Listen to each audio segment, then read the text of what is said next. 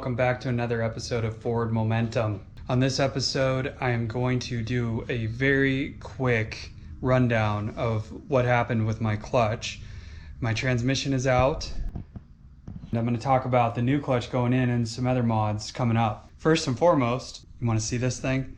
It is completely glazed over on the flywheel and also on the pressure plate side, and the disc is worn.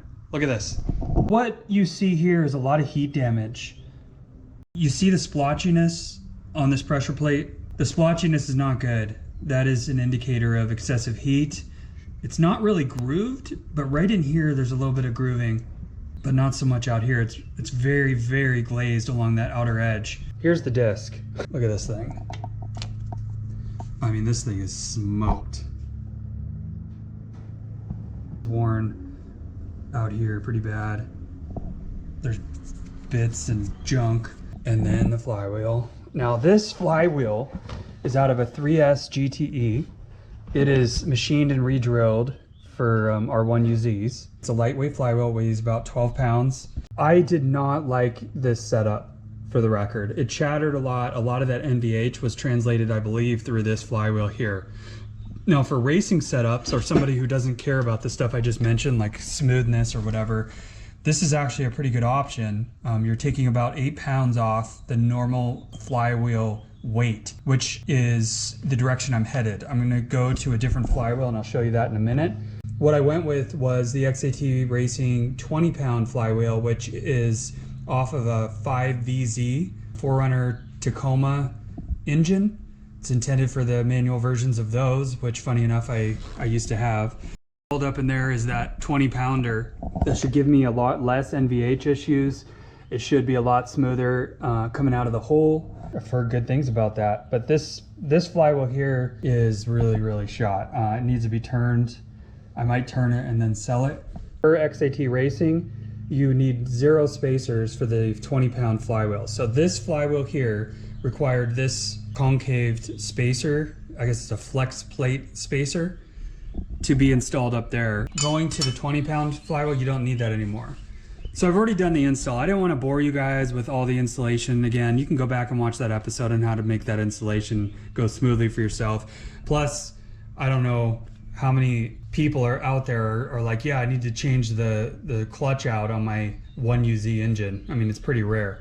So I didn't want to bore you guys. Now this is the AR5 transmission. If you're not familiar with my car or my series, this is the transmission I went with. Comes in a lot of different vehicles. It's an ISN transmission. It is the later version of the R154, which I'm sure you've heard of. This is the adapter plate from XAT, and I believe Quantum does the machining for this and sends them out. Oh, by the way, this is the drift motion extension for the gearbox, as you can see. This goes to the T56 concentric slave, which is inside here. After about 3 years of use, light use, I never really drove it hard. This throttle bearing actually feels fine. I'm gonna replace it just because I'm in here already. It's about $60. There's one by LUK, I think it's Luck.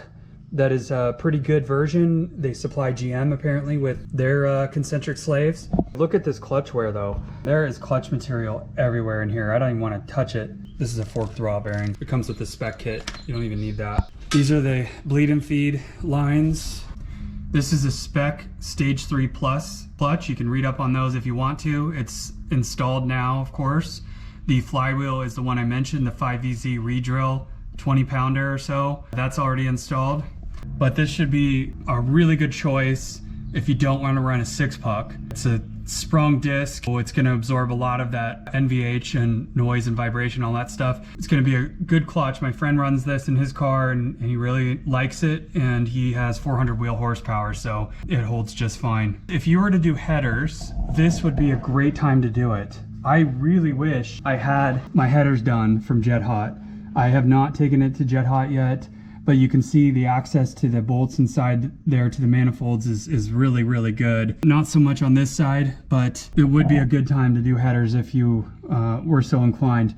What I recommend doing is what I did. I PB blasted a lot of these bolts that I actually sprayed it up in there as well, and on this side and on this, anticipation of that job, which is upcoming. There's my Stage 3 Plus. First time that I've dropped this transmission down after installing it. Not too bad.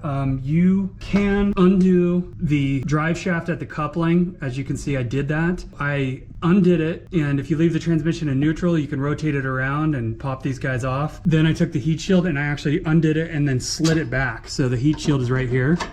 So you can minimize a lot of the work that you need to do. I had the whole thing out, the clutch reinstalled and everything in probably 6 hours. So the lift helps a lot. Doing this on your back on jack stands, no good. I don't know if I could ever go back to doing it that way after having the Stratus lift. One last thing worth mentioning about this transmission, I'm gonna run Pennzoil synchro mesh in it. While it's out of the car, I'm cleaning this thing up in the bell housing area, getting the new oil put in, the new throwout bearing, checking over some things up here to make sure it's good. But other than that, it's pretty simple. Gonna raise it back up in, reinstall it into the car. I'll give you my opinion on how that clutch performs. On our way to Cars and Coffee, clutch feels awesome. 20-pound flywheel is working great. I'm breaking it in for 500 miles. The take-up is about 60% off the floor, so a little bit better, because before it was right off the floor, which I don't like personally. So overall, this combo is great. Highly recommend it. I don't even feel the difference between 8 pounds on the flywheel. No, there's absolutely no perceptible difference. Thumbs up for me. I like the combo. I gotta break it in though, 500 miles.